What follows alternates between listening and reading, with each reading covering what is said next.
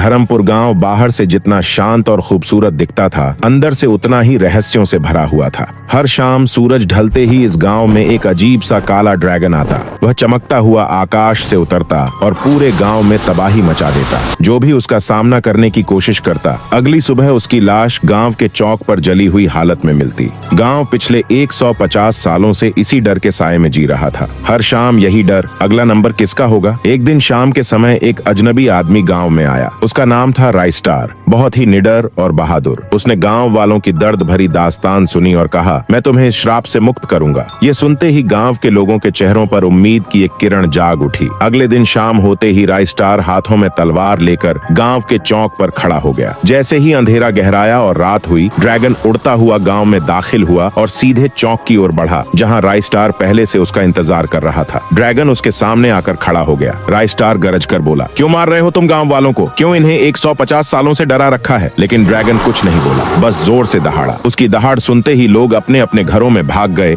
और दरवाजे बंद कर लिए। मगर राइस्टार बिना डरे उसकी आंखों में देखता रहा और सवाल करता रहा। गुस्से में आकर ड्रैगन ने आग का हमला किया। आग की लपटें राइस्टार पर पड़ी और वह बेहोश हो गया। इसके बाद ड्रैगन वहीं से गायब हो गया। अगले दिन जब राइस्टार की आंख खुली तो वह अपने घर में था। थका हारा बाहर निकला और दृश्य देखकर हैरान रह गया। पूरे गांव में हर जगह लाशें बिछी हुई थीं। अंधकार ने गांव को ढक लिया था। गांव का मुखिया शवों को देख देख कर जोर जोर से रो रहा था। राइस्टार धीरे धीरे उसके पास गया और कांपते हुए पूछा, मुखिया जी, ये कैसे हो गया? किसने किया? दर्द भरी आवाज में मुखिया बोला, राइस्टार, तुम्हारे बेहोश होने के बाद ड्रैगन गायब हो गया था। हमें लगा वह चला गया, लेकिन आधी रात को जब पूरा गांव डर के साए में सोया था, तब वह अचानक फिर आया और गांव के बीचों बीच रुककर जोर जोर से दहाड़ने लगा। उसकी दहाड़ इतनी खतरनाक थी कि लोगों के कान से खून बहने लगा और अगले ही पल उनके शरीर के चिथड़े उड़ने लगे। बच्चे बूढ़े किसी को नहीं छोड़ा। सुबह होते होते पूरा गांव खाली हो गया। यह सुनकर राइस्टार की आत्मा भीतर तक कांप उठी। उसने सोचा, यह कोई साधारण ड्रैगन नहीं है, इसके पीछे जरूर कोई गहरा रहस्य छुपा है। शाम होते ही वह सीधे अपने गुरु मंकी किंग के पास गया और रोते हुए गांव की सारी घटना बताई। गुरु ने कहा, बेटा, यह कोई मामूली ड्रैगन नहीं है। यह सालों पहले इंसान हुआ करता था और इसी गांव में रहता था। एक दिन गांव के मुखिया ने इसे अपमानित करके गांव से निकाल दिया। अपमान इतना गहरा था कि उसने पुल से कूदकर अपनी जान दे दी, लेकिन मरते समय उसने श्राप दिया और वही श्राप उसे ड्रैगन बना गया। तब से वह गांव को नष्ट कर रहा है। राइस्टार हैरान रह गया और बोला, गुरुजी, अब मैं इस ड्रैगन को कैसे हराऊं? मंकी किंग ने कुछ मंत्र पढ़े और एक जादुई भाला उसके हाथों में दिया। बेटा, यही उसका अंत करेगा, लेकिन याद रखना, रात होने से पहले ही इसे मार देना। राइस्टार वहां से सीधा गांव के चौक पहुंचा और ड्रैगन का इंतजार करने लगा। आसमान में गड़गड़ाहट हुई और ड्रैगन उतरकर सीधा उसके सामने आकर रुका। राइस्टार बिना डरे जादुई भाला ड्रैगन पर चला देता है। भाले के लगते ही ड्रैगन वहीं जम गया और टुकड़ों में बिखर कर खत्म हो गया।